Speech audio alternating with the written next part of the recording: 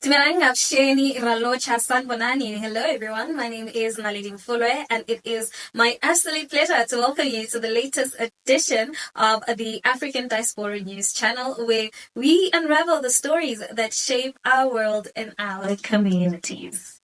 A land ruling from Pretoria High Court has declared the white Afrikaner township of Kleinfontein illegal. Now this setting the stage for potential disruption in the east of Pretoria.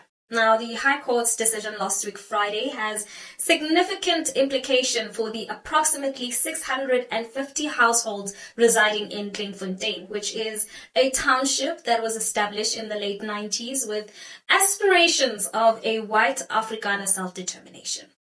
Let's have a look. I guess, you've been following the story for quite a while. If you can tell us a little bit about the formation of this Afrikaner township called Kleinfontein and how it worked. Yes, Kleinfontein was established in the late 1990s. It was really when the signs were clear that the country is going to change from a situation where whites were ruling to an inclusive community based on our constitution.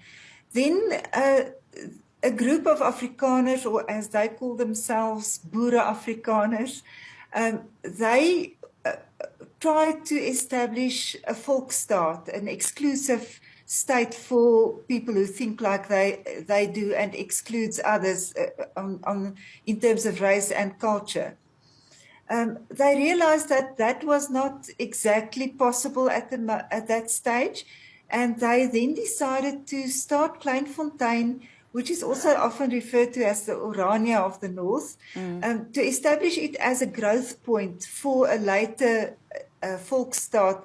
They thought that they would be able to build it incrementally towards a volksstaat or an exclusive state. Now, they've gone through different formations of legal entity. At the moment, they are a company, and you don't buy land as we do. We buy our houses or our properties in town.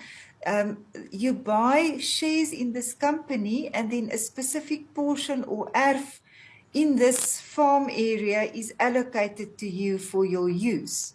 But that is all illegal. They never did township development or township establishment, the necessary environmental investigations. They never did any of that. But this company is managed by a board, and the board provides the services in the area. And as you said, it's quite a big community. It's 650 houses. There's a school, although the school isn't being used at the moment, according to the court ruling. There's a community hall, an old age home, a shopping center. I was there in 2021. Then they were building a museum as well. So it's quite a large enterprise. They get their water from a fountain and several boreholes. They use Eskom electricity that is delivered to them at one access point or in bulk, and they do the electricity reticulation internally on their own. They do waste management. Everything that a municipality needs to do is being done by this board. But now, as the community expands, the service delivery is deteriorating, and that has led to conflict internally. And some of the members, I call them moeilikheidmakers or troublemakers, they have started to criticize, and they've even taken the board to court, and that is where this ruling comes from. Now, the High Court's ruling centers on the legality of Kleinfontein's existence and its operational framework. Now, Kleinfontein is a township stretched out across land originally zoned for agricultural use, has long operated under a unique system where residents actually buy shares in a company called Kleinfontein Adelebok to gain access to residential plots. However, the court found that Kleinfontein Adelebok, the company managing the community, has been operating outside the bounds of the law. Now, the town's directors were found to be in violation by allowing residential use without proper zoning changes or building plan approvals. Now, this illegal status has been compounded by allegations of underpaid property rates, which have reportedly contributed to the financial strain on the cash-stripped city of Tshwane.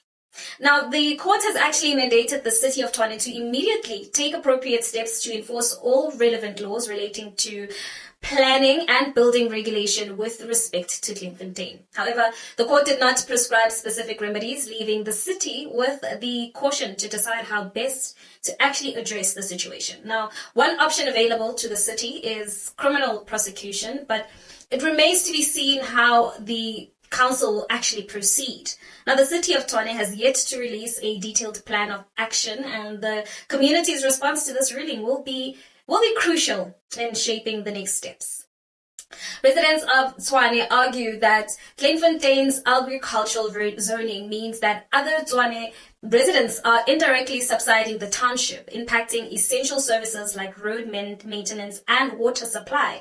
Now, this sentiment resonates with many who feel that Kleinfontein's illegal status has actually placed an undue financial burden on the city. Now, Kleinfontein's establishment was actually rooted in the vision for segregation. And so segregating communities by race not only perpetuates division, but also reinforces outdated stereotypes and prejudice. And it sends a message that certain racial groups are actually more deserving of space and opportunity than others, which is inherently unjust. The idea of a whites-only town ignores the historical and the socio-economic context of South Africa. The legacy of apartheid has actually left many black South Africans with significant socio-economic disadvantages, and building exclusive communities for one racial group would only deepen existing inequalities and further marginalize those who have been historically oppressed. Now, I think it is crucial to actually focus on addressing these disparities and working towards an inclusive development that benefits all South Africans rather than in creating enclaves that reinforce racial divisions. Now, as the city of Tshwane grapples with this, the future of Kleinfontein hangs in the balance. Will the township be forced to undergo significant changes to comply with legal requirements? Or will a compromise be reached that allows it to continue operating under new regulations? Now, I think that the Pretoria High Court's decision actually marks a turning point for Kleinfontein, highlighting the complexities of self-determination within the framework of South African law. The coming weeks will be crucial as the city of Tshwane actually navigates this challenging situation and seeks to restore legal order while balancing the needs of all its residents. Now, with that being said, let's engage in the comment section. We want to hear from you, and while you're at it, please give this video a thumbs up. That's it from me. Till we meet again, it is goodbye for now. Introducing the African Diaspora News Channel app, your gateway to stories that's overlooked by the corporate mainstream media. And we serve as the voice to the Chofao Black community. Again, we got Dr. Candace Matthews. A lot of these documents, looking at. We are committed to informing and educating through the power of media. This country is supposed to be about the land of the free for all. It has not been free for black people, and we are tired. With our platform, we're helping to end injustice by exposing it. Join us in standing for excellence in journalism and serving our community. Download the African Diaspora News app today.